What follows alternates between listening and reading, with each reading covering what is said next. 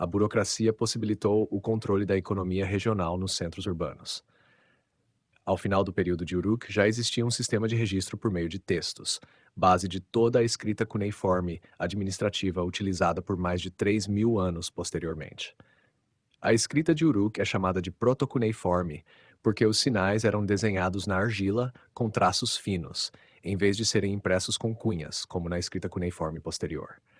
No entanto, não é necessário assumir uma diferença conceitual entre esse sistema inicial e os desenvolvimentos posteriores.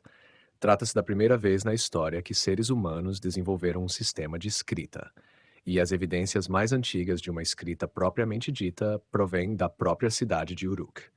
As primeiras tábuas aparecem nas camadas arqueológicas Uruk-Wa e Thrace do complexo de Iana.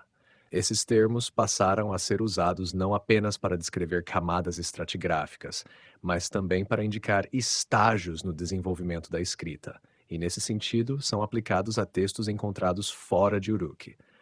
Os registros apresentam dois conjuntos de informações: uma contagem de quantidades e a identificação da pessoa ou órgão envolvido na transação como participante ou supervisor.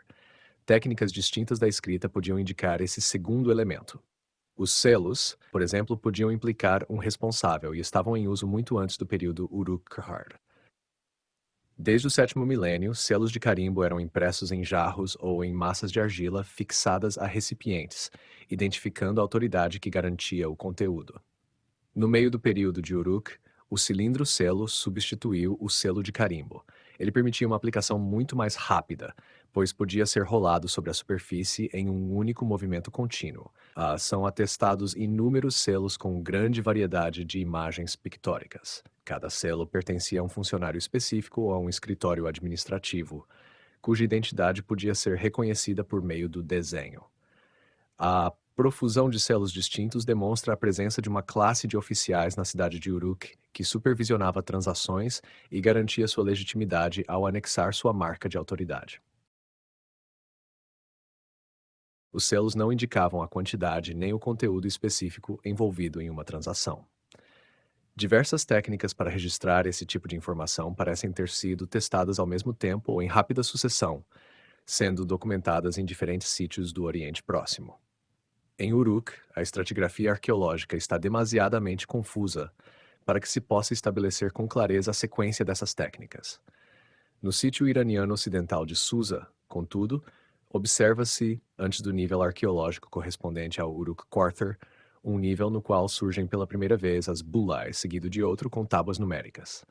As bulais são esferas ocas de argila com selos rolados por toda a superfície, contendo coleções de pequenos objetos chamados tokens. Estes últimos são peças geométricas de pedra ou argila, moldadas em formas como cones, esferas, discos, cilindros, entre outras.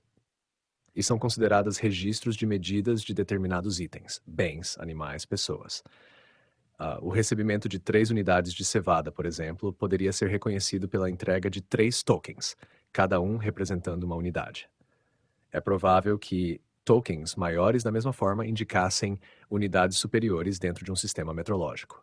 Eles eram guardados juntos dentro da bula de argila, que era selada para garantir seu conteúdo por meio da autoridade de quem a selava. Como a consulta desses registros exigia sua quebra, surgiu a ideia de imprimir marcas na superfície externa. Ao mesmo tempo aparecem bulae com impressões feitas provavelmente pelos próprios tokens que estavam em seu interior, além de tábuas sólidas contendo conjuntos de sinais numéricos gravados. Essas tábuas numéricas não revelam que itens estão sendo contabilizados, mas o sistema metrológico e o formato dos numerais devem ter transmitido essa informação aos usuários. Esses dispositivos de registro foram encontrados em Uruk e em outros sítios influenciados por sua cultura. Apenas em Uruk e em Susiana, no oeste do Irã, surgem registros que eliminam essa ambiguidade. Os números passam a ser combinados com um ou dois sinais que indicam o que está sendo registrado: ovelhas, grãos, tecidos, etc. Embora as duas regiões compartilhassem inicialmente o mesmo sistema, logo depois desenvolveram formas distintas e independentes de escrita propriamente dita. Nos níveis arqueológicos Uruk, Ecora e Thrace aparece a escrita protocuneiforme. Um pouco mais tarde, em Susiana, surge a escrita proto-elamita. A escrita proto-elamita permanece indecifrada porque os sistemas posteriores da região são muito diferentes em caráter e não apresentam formas evoluídas dos sinais utilizados anteriormente. Já o sistema de Uruk é melhor compreendido, pois suas práticas foram continuadas na escrita cuneiforme posterior, que é bem conhecida. Essa escrita continha dois tipos de sinais, os que indicavam números e os que indicavam palavras. A existência de um sistema de sinais numéricos era fundamental, já que 90% das tábuas protocuneiformes tratavam de registros contábeis. Era necessário registrar quantidades de bens, animais, pessoas e tempo. As notações do nível Uruk e Forth parecem complicadas para nós, porque 7 sistemas diferentes eram utilizados simultaneamente, e cada um variava a forma física dos numerais de acordo com o que estava sendo medido. Por exemplo, um sistema sexagesimal, baseado em unidades com incrementos de 6 e 10, era usado para contabilizar animais, pessoas e peixes secos, entre outros itens. Já um sistema bissexagesimal, que se diferencia do anterior por apresentar também incrementos de 2, era usado para produtos processados de grãos, queijo e peixe fresco. Volumes de grãos ou superfícies de campos eram medidos de formas diferentes. Assim, a sequência básica das unidades variava de sistema para sistema.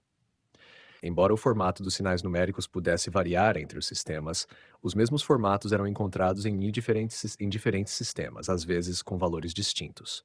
Por exemplo, o sinal conhecido como ponto preto indicava o valor 10 ao contar objetos discretos, mas representava 18 quando se media a superfície de um campo. No total, havia 60 sinais numéricos distintos. Um grupo muito maior de sinais, cerca de 900, designava conceitos não numéricos. Cada sinal correspondia a uma palavra, a uma entidade física, como cevada ou boi, ou a uma ação, como distribuição ou recebimento.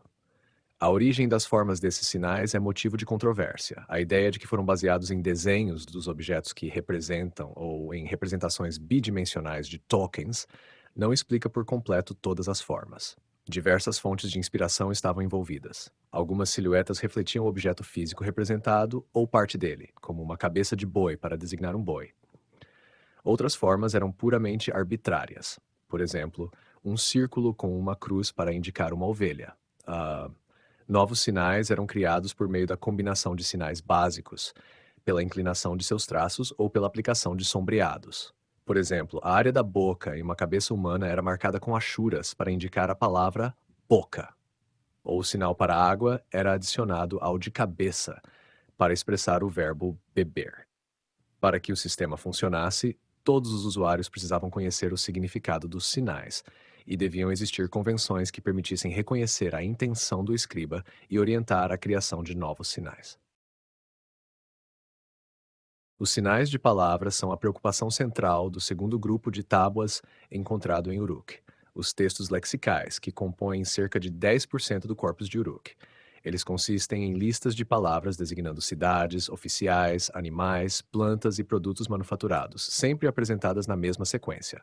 Sua função era ensinar aos escribas como escrever os sinais, e muitos manuscritos são exercícios de estudantes copiando partes dessas listas. Tais textos permaneceram parte integrante do corpus mesopotâmico por toda a sua história, sendo posteriormente ampliados para incluir milhares de entradas com traduções para uma ou mais línguas. Os textos lexicais são uma parte fundamental da tradição cultural mesopotâmica, refletindo uma organização do vocabulário para fins práticos. No entanto, preocupações ideológicas também influenciaram a ordem em que os itens eram listados. Primeiro, o agrupamento de palavras em uma mesma lista indica que existia um sistema de classificação. Segundo, a ordenação das palavras pode ter sido significativa.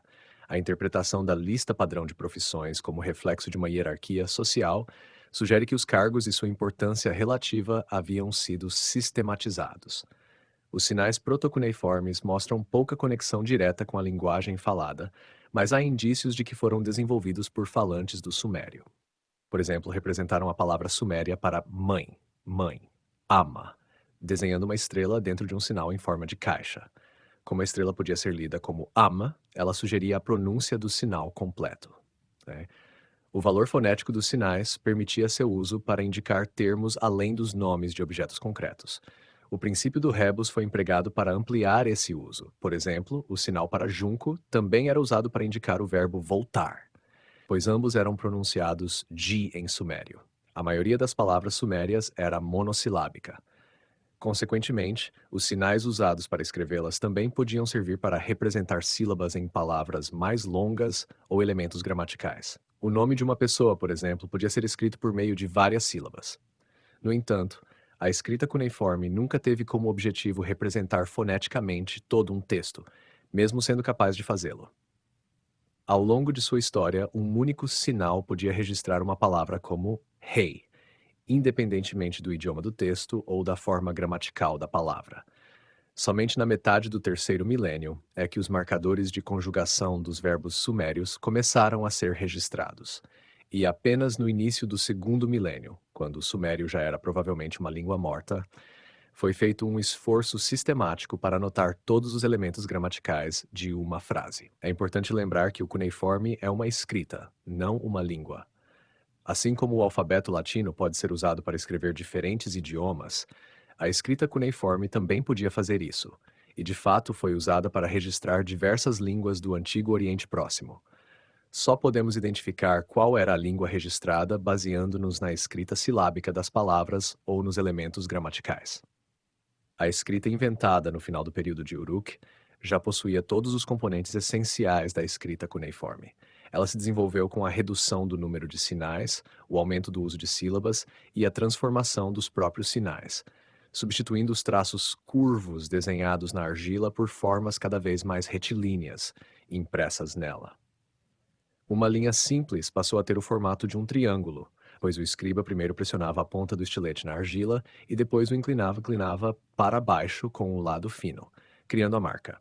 Essa forma deu origem à designação moderna da escrita como cuneiforme, ou seja, escrita em forma de cunha.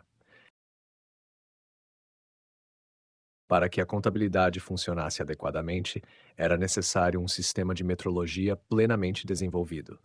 No final do período de Uruk, surgiu um sistema completo de pesos e medidas que lançou as bases para todos os sistemas mesopotâmicos posteriores.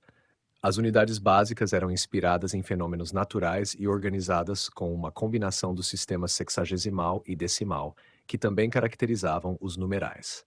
Na contagem do tempo, o ano era composto por 12 meses de 30 dias cada, e um mês adicional era inserido de forma intermitente para ajustar o ciclo ao ano solar. Quanto aos pesos, a carga que um homem podia carregar, chamada talento, era subdividida em 60 minas, cada uma contendo 60 ciclos. As medidas de comprimento usavam o antebraço como unidade básica, subdividido em 30 dedos. 6 antebraços formavam um junco. Um conjunto de equivalências foi estabelecido nesse período para facilitar a troca de bens medidos de formas distintas. Essas equivalências permaneceram, em essência, as mesmas por toda a história da Mesopotâmia. Um ciclo de prata a um gur de grãos igual a 6 minas de lã, 12 sila de óleo de gergelim. Portanto, não houve uma evolução linear de precursores da escrita, das bulae com tokens até as tábuas com sinais impressos, como frequentemente se sugere. Esses supostos estágios ocorreram simultaneamente e devem ser vistos como tentativas distintas e concorrentes de conceitualizar o mundo ao redor. A mais bem-sucedida e impactante dessas tentativas acabou sendo a escrita cuneiforme. Ela proporcionou uma nova maneira de representar o mundo físico que cercava seus usuários, organizando esse mundo como um sistema lógico que podia ser expresso por meio da escrita. O desenvolvimento da escrita foi uma conquista conceitual e não apenas administrativa. As ferramentas da burocracia, escrita, selos, medidas e pesos, continuaram a se desenvolver ao longo da história do Oriente Próximo, tendo como base os fundamentos estabelecidos no período de Uruk.